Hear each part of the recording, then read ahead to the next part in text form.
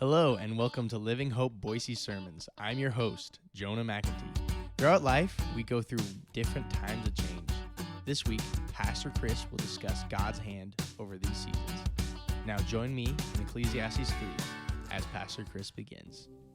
Buddy, Ecclesiastes chapter 3, if you would. We're already 3 chapters in to our summer in Ecclesiastes. I'm not a very smart person, y'all know that, but I am smart enough to go to others who are smart and to glean from them. And we have a lot of different resource material and authors and commentaries and just sources that we've been using as we will go through Ecclesiastes. And I did want to share one of those with you. There's a really good book by a pastor out of Texas. His name is Tommy Nelson, and he wrote a book called A Life Well Lived. And it's like $10 on Amazon. It's a great commentary / application guide from Ecclesiastes. So just want to recommend that this morning to you, A Life Well Lived. Yeah, looking forward to getting into that this morning. We're going to pray, and then we'll start Ecclesiastes 3. Let's pray together. Father, thank you for this morning, and we do pray now that please you would meet with us, Lord. We did not gather here this morning. We didn't get together so we could, in our own human ability, in our own flesh, in our own talents and giftings even, we didn't gather to just let that happen and for us to work in that. But Lord, we need your Spirit to guide us and to direct us, to shine truth and to shine light on that truth and to bring us in the way we should go. So as we read and explain and apply this text this morning, Ecclesiastes 3, with some very familiar verses and lyrics to it, Lord, I pray that you would just open up our minds and hearts through your Spirit to what you have. Jesus, we thank you, we celebrate you, we worship you as King of Kings and Lord of Lords this morning, the great I am, your great name. Please bless our time for your glory and our good. Amen. You know, I know, and most of you know and understand and accept that God is sovereign. If you've been here for a while, you know that that is an undercurrent at a minimum, and a lot of Sundays, a key focus of our preaching and teaching, God's sovereignty. But if we are honest, when it comes to God's sovereignty, a lot of times, if we were honest, we'd say at times, we wish you weren't sovereign. Let me say that again. We know and we understand and we accept that God is sovereign, but if we were to be honest Christians, we'd say some of the time, oftentimes, we wish he wasn't. And we said in our intro to Ecclesiastes a few weeks ago that this book of Ecclesiastes is not about the question of is there life after death. No, Ecclesiastes is honest, and I would say not just honest, it is brutally honest in some ways about the question, is there life before death? Look, if we want to live in this world as it really is, we are going to rub up against and have friction with God's sovereignty. You and I won't always agree with God, and we will. I'm about being honest. Like, if we're honest, sometimes we're like, God, I disagree with that. Would have done it differently. I don't think that makes sense. It's in your heart already. So we should just acknowledge it. He knows. You can't hide that from him. But this chapter 3, is really going to scream about, in a lot of ways, it's the hinge on which this whole book turns. Chapter 3 is all about God and his sovereignty. It's about God is sovereign over our seasons. He is sovereign over our seasons. And part of Ecclesiastes, it deals with this concept of time. Now, time is the ultimate equalizer. Death is the universal fact because 10 out of 10 of us will die. And there will be a season, and track with me here this morning, there will be a season for every one of us that is our last season on this planet. Sometimes it's long and gradual, and sometimes it's abrupt and sudden. And didn't see it coming. Every person has a season on this planet that is their first season, a time when you woke up without ever having gone to sleep. That's when you were born. That's your first season. And we all have a final, a last season, a time where these mortal bodies, not our souls, not our spirits, but these mortal bodies, in a sense, go to sleep, right? That old-timey phrase, without waking back up. That's our death. Between those two seasons, we go through a multitude of other seasons. And as we get into this text today, the first thought we have from the text is this: God controls those seasons. God controls the seasons. Now, do you know what the 20th century song that actually has the oldest lyrics ever written to it is? It's that song, Turn, Turn, Turn, by the Byrds. Now, I had a nightmare that I mentioned that lyric, and when we started reading it, you sang. Let's not do that, okay? That would be weird. But actually, they made it popular. I grew up thinking it was the Beatles that sang that song because it had that feel and that sound to it, but it was the Byrds. But they didn't actually write it. A lot of you know who Bob Seger is. Bob Seger wrote that. But they covered it and made it this phenomenon back in like the mid-1960s. And it is a word-for-word lyric of Ecclesiastes 3, the first 8 verses. So let's get into the first 8 verses. Solomon says here, "For everything there is a season, and a time for every manner under heaven." Time out. Remember, this book is about perception and perspective. We're going to wrap up today talking about perception and perspective. Two different things. When Solomon is lamenting this world, when he's speaking in this melancholic, all his vanity, these type of things, he's writing from his human perception. He'll use the phrase, "I perceived," all over the place. But once in a while, there's a breath of fresh air. There's a ray of sunshine. There's some respite from it, and that's when he acknowledges under heaven. So he is speaking here in this sense of under heaven, under God's sovereign hand. There's a season for everything. And then he goes on to list 7 different positives, if you will, and then their counterpart, 7 different negatives. Well, there's a time to be born and a time to die. There is a time to plant and a time to pluck up what is planted. There is a time to kill, and that's not meaning in the sense of murder. That's meaning a lot of other ways, though. And there's a time to heal. There is a time to break down and a time to build up. There's a time to weep and a time to laugh. A time to mourn and a time to dance. A time to cast away stones and a time to gather stones together. There's a time to embrace and there's a time to refrain from embracing. A time to seek and a time to lose. A time to keep and a time to give or cast away. There is a time to tear and a time to sow. A time to keep silence and a time to speak. There is a time to love and a time to hate. A time for war and a time for peace. This is not an exhaustive list. In other words, this is not the only 14 seasons, if you will, of life. Solomon could have written much, much more about this. But it is a really good representation of first season, last season, and everything in between. Because life is just one continual moving through of season to season to season. And it's important that we understand the seasons of life and what season we are in. And when I say season of life, rarely are we just in one season of life. Usually, there are multiple seasons of life. There's a lot of layers to it. There's some complexity. And simultaneously, we can start one new season as we're in the middle of several other seasons. Sometimes, you talk about stress.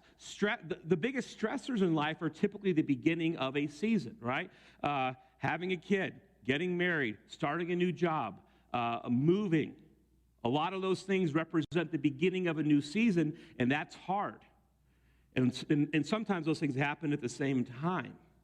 You know what's funny is none of those seasons, though, no earthly season lasts forever. I think somewhat ironically, what we call those seasons is change. Right? You probably know someone who, I don't like change, I don't like change. Well, how do you live life? Life is one series of change after another, right?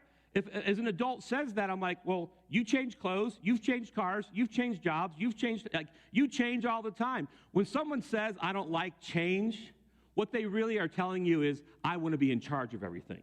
I don't like when others get to change what I'm a part of or what affects me. Well, again, good luck living in the world and having that mindset. Those seasons bring change. In this room right now, right, we have people in here probably from 10 to 100. We have people here who are in middle school and people who are in high school, people who are in college. There are people in here who are in their 20s or their 30s or they're in midlife. We have our junior seniors and then our senior seniors. For all the adults in here, you're either single or you're dating or you're engaged or you're married. We've got all those in here.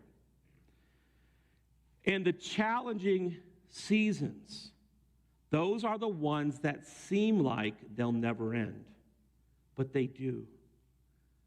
Every season is uniquely difficult, and as we'll see here in a minute, it's also uniquely beautiful in God's way.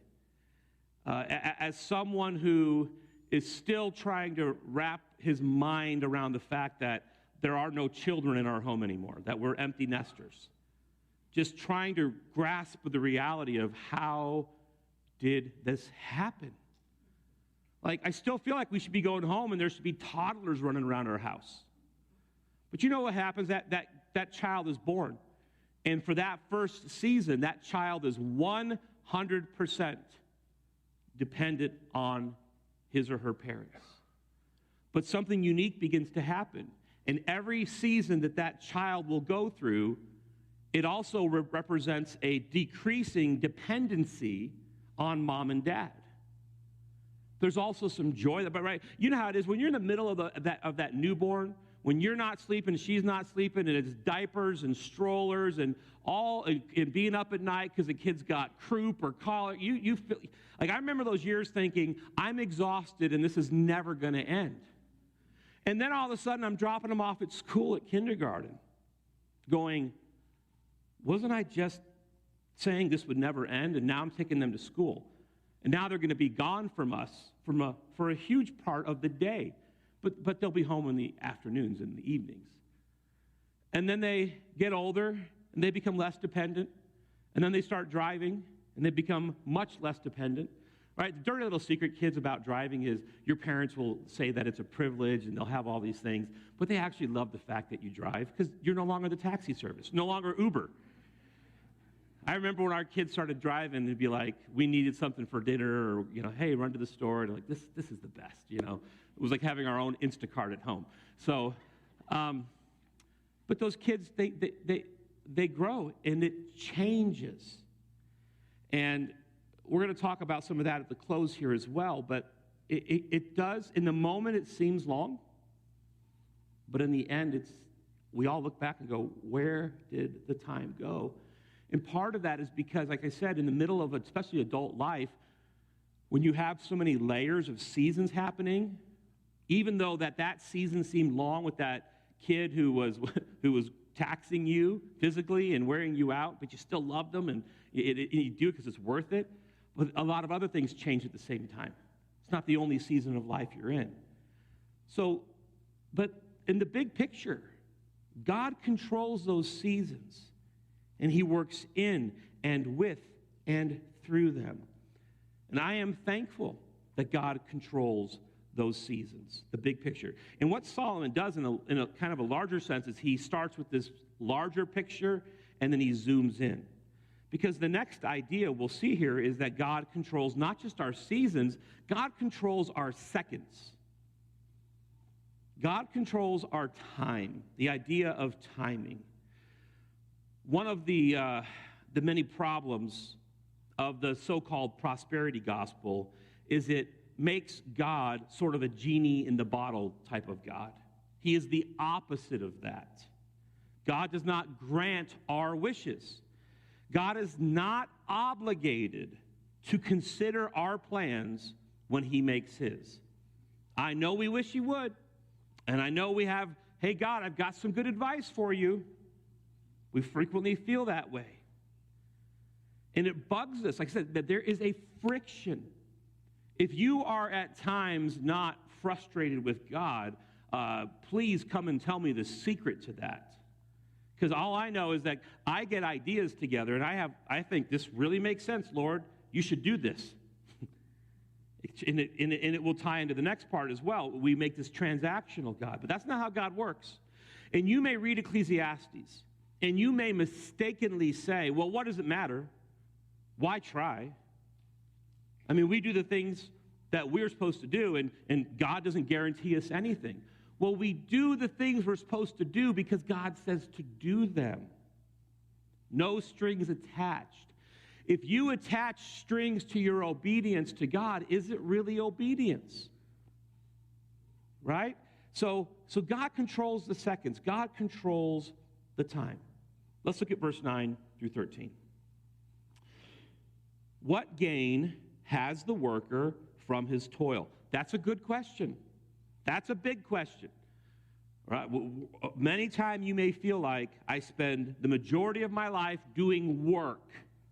What is to be gained from that? There's a lot. The Bible says in all labor there's profit, actually. It may not always be financial profit, but there is something to learn. There's something good that God can do with that. So what gain has a worker from his toil? I have seen the business that God has given to the children of man to be busy with. I frequently, when someone asks, hey, how's it going, or how you're doing, my reply, and a lot of your reply is, hey, how's it going? We say, I'm really busy. And we almost say that with some apologetic tone in our voice, like, well, I hate to say it. Well, what's the opposite of being busy? Right? Well, we should be busy. If we have life, God has purpose and meaning. There's work to do. So he's saying here that God created us to be busy with the things he's given us to do, because there's meaning and purpose in those things. So he says that God's given us this business to be busy with. Now look what he says here. He has made everything beautiful in his time. Everything beautiful. All of those seasons, the good and the bad ones, God makes them beautiful in his time. The hard part of that statement is he does it on his time, not on our time. We've got plans and we've got ideas and we've got what makes sense to us from our own perspective, our own perception, our own understanding, but God makes those things beautiful in his time. That's one of the most important statements in this book. If anything, that's the hub in his time that all of Ecclesiastes should be written and understood from. So he's made everything beautiful in his time. But look, it says also, he has put eternity into man's heart.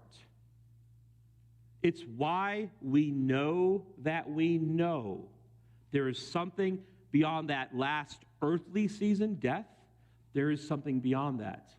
We know that we have an eternal spirit and soul, and that when it comes to the matters of God, that's a huge thing where we stand with him.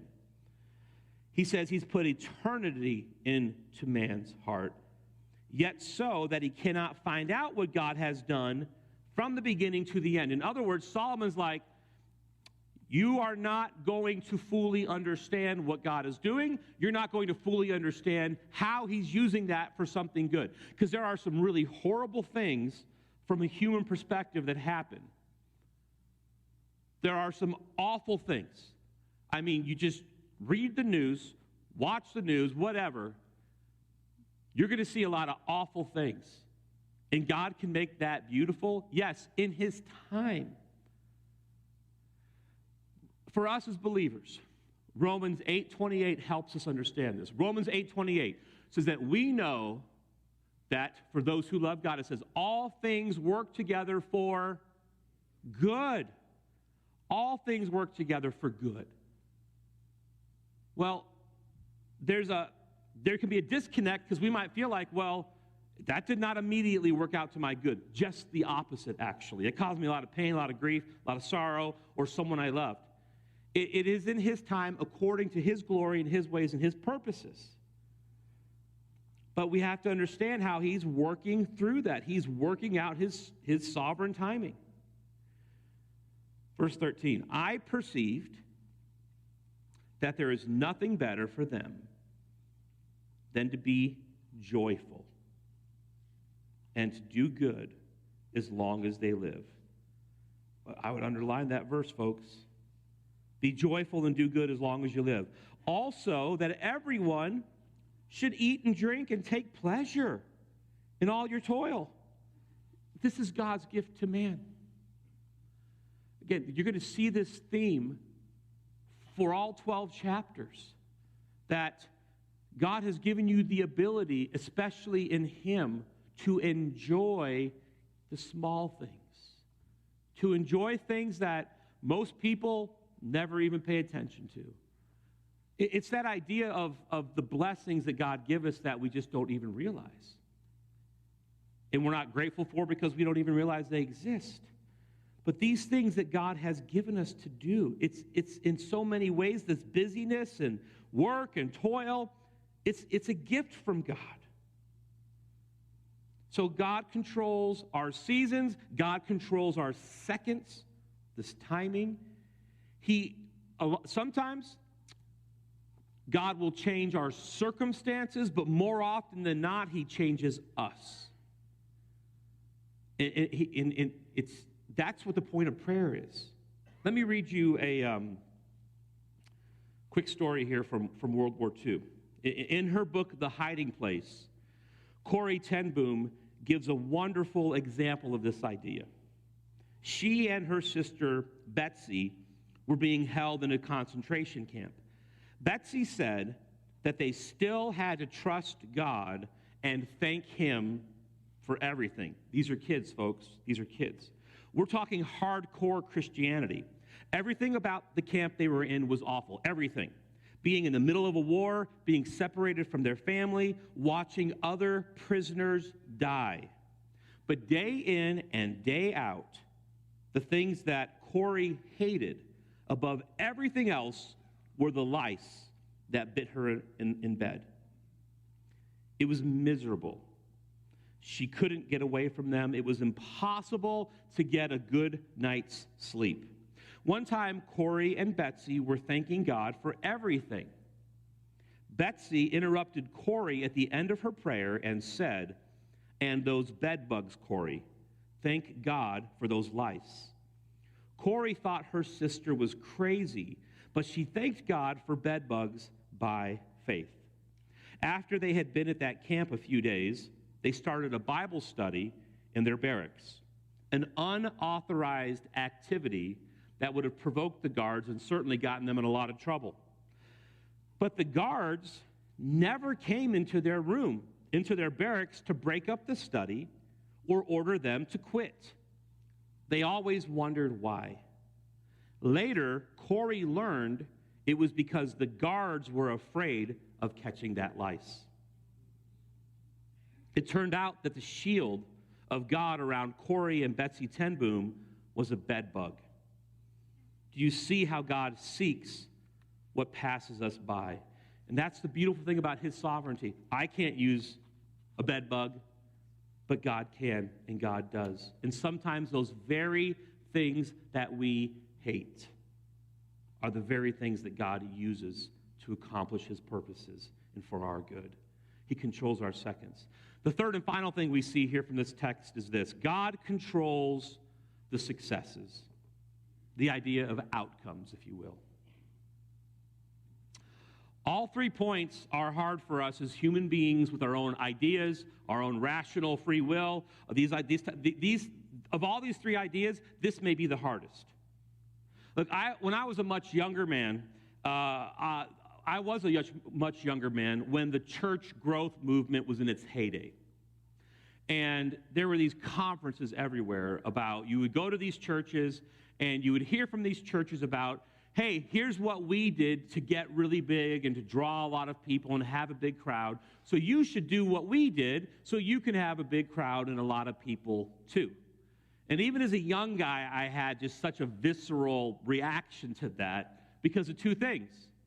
Number one, I knew that the Bible says, Jesus said, I will build my church, right? So that's Jesus' business. I also knew that the job of the church and the pastor and the elders, right, was to be a church that was centered on the Bible, not centered on growth.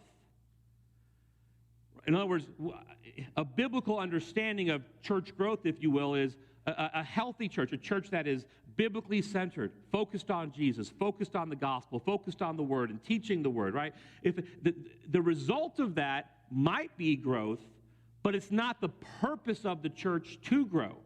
And it just seemed like that whole idea of getting the cart before the horse, making the outcome the most important thing. The problem with that is God controls the outcomes. God controls the success of things. Our staff wears these shirts around that we got at a conference we went to together. It says on the front, it says, I plant, we water, and on the back it says, God gives the growth. And the conference we went to was not a conference about how to make your church get bigger, how to have more people. No, it was about how can we be a better church? How can we be a church that loves Jesus and our people more? Because that's what we do. But there is very much in a lot of our Christian hearts, and even, boy, you go to a bookstore and you see so many books and resources that have completely taken this idea and turned it in a real, honestly, a damaging way. Because God controls the outcomes and the success of things. Let's look at verse 14. I perceive that whatever God does endures forever. Nothing can be added to it, nothing taken away from it. God has done it so that people fear before him. That which is already has been, and that which is to be already has been, and God seeks what has been driven away. Moreover, I saw under the sun that in the place of justice, even there was wickedness.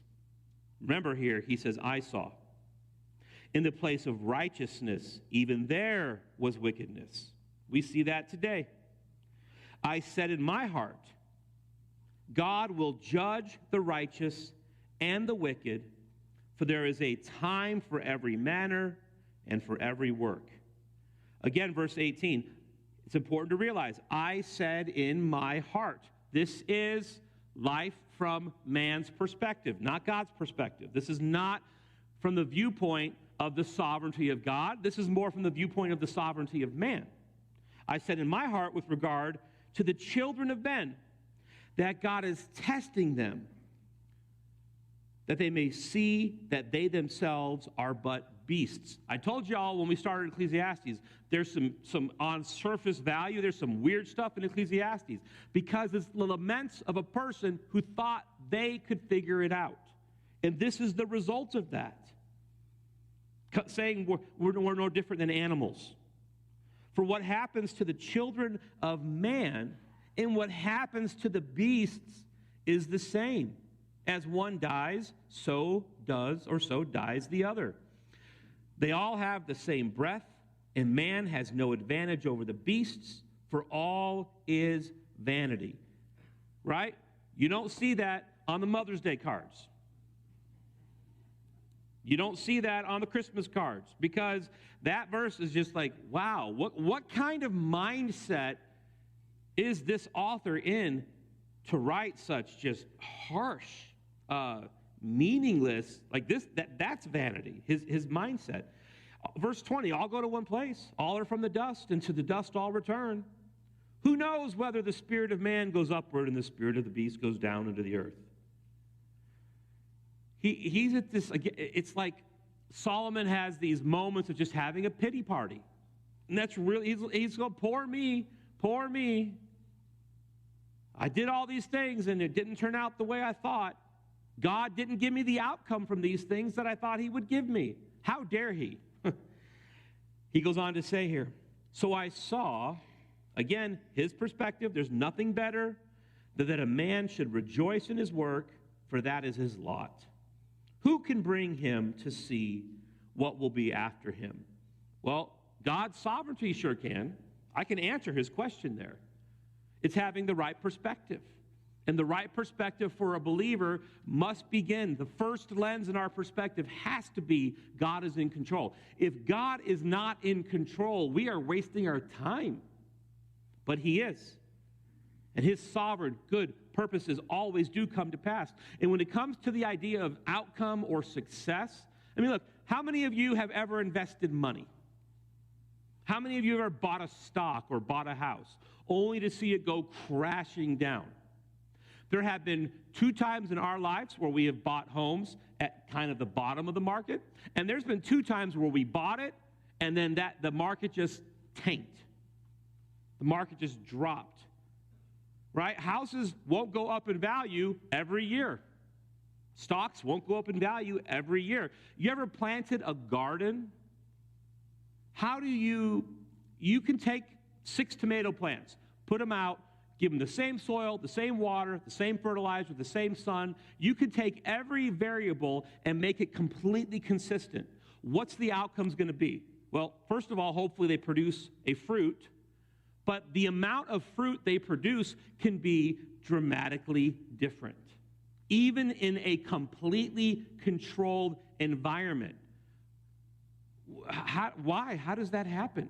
How do people, you could put people in consistently the same environment, the same way, right? How do some kids grow up in horrible situations and turn out to be good-natured believers who love Christ and are a joy to be around? And you've got others who have everything that could possibly be an advantage for them and turn out completely derelict. Like, how does that happen? Even as parents, you probably have raised your kids pretty much the same way. Yet when they become adults, it's like some choose to follow and some don't. So it's really fascinating, this idea of successes. See, man loves a sovereign God and the idea of a sovereign God as long as the plans of that sovereign God are pleasing to him. And they will not always be, right?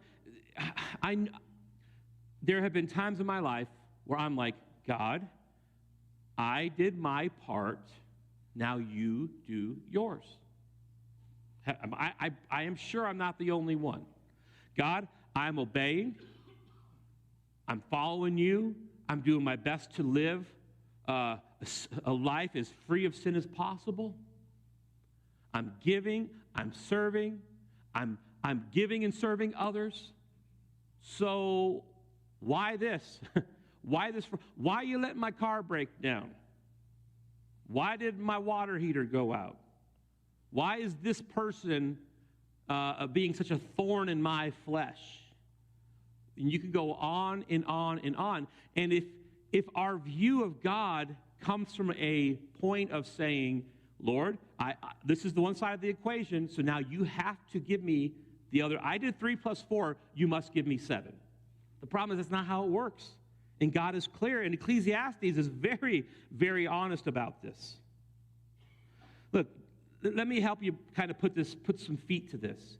Do not let what you cannot control or what you cannot know, do not let that ruin what you can control, what you can know, and according to Ecclesiastes, what you can enjoy. Look, I grew up in a childhood that I would not want for most people, well, for really any people.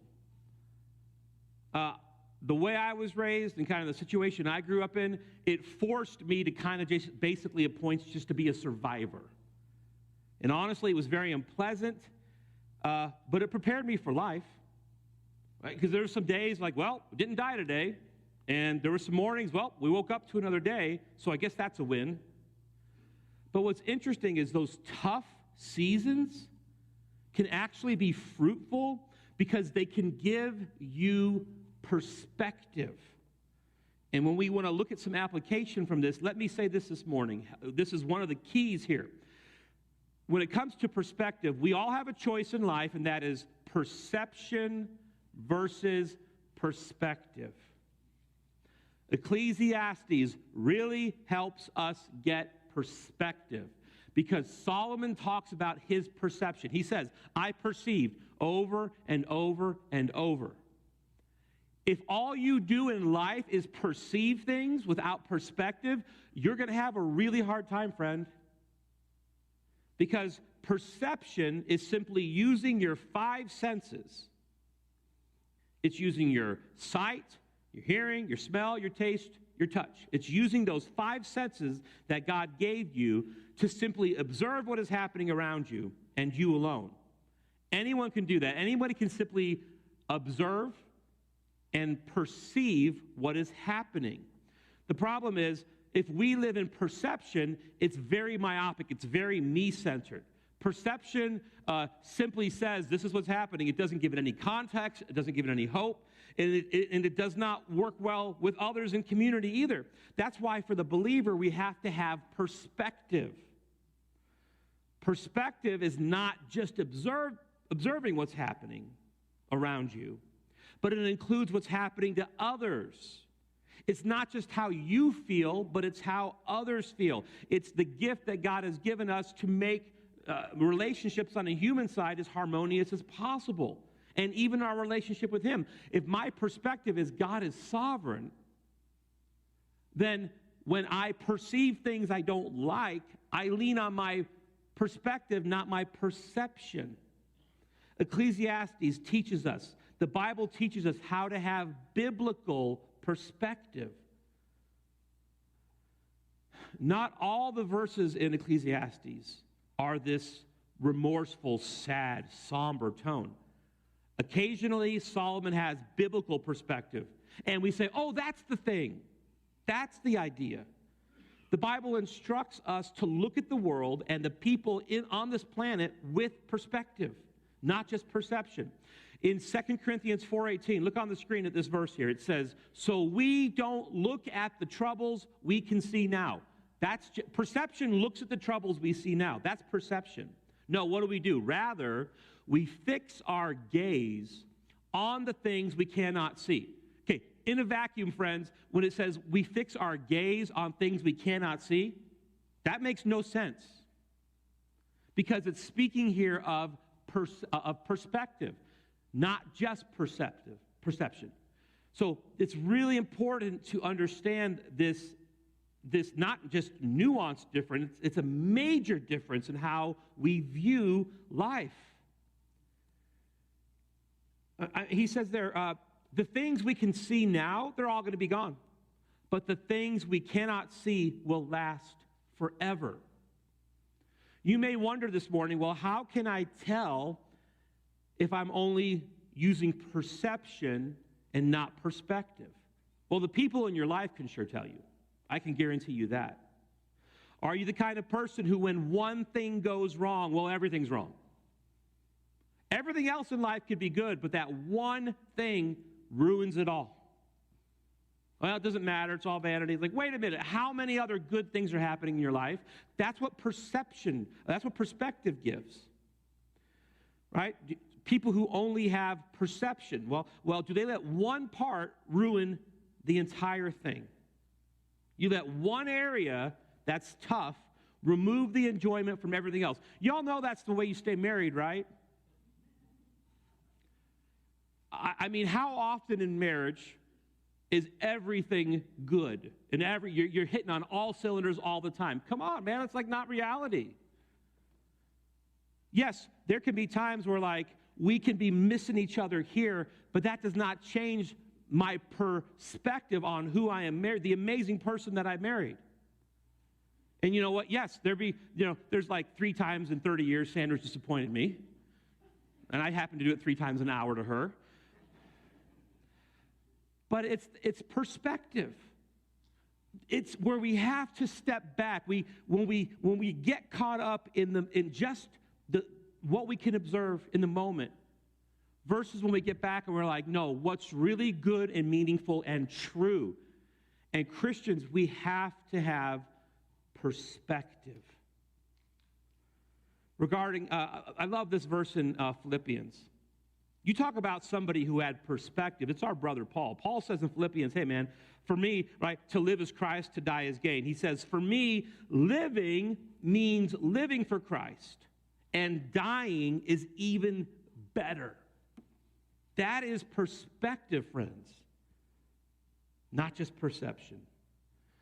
One of the quotes from this book I read this week from Tommy Nelson, Tommy said, regarding God's sovereignty, God is not always pleased, but he is never perplexed. That gives us perspective. So, first takeaway for here is perception versus perspective. The final takeaway here is this. Time is a gift, use it well. Time is a gift, use it well. Let me ask you a question this morning. Are you optimizing your life for the people who know you best or the people who know you least? Are you using your time? We have no idea, for the most part, especially for the sudden, abrupt last season. We don't know when our last season is going to be. We can sometimes sense that if it's a long drive, but a lot of times we don't know. So we have to plan accordingly.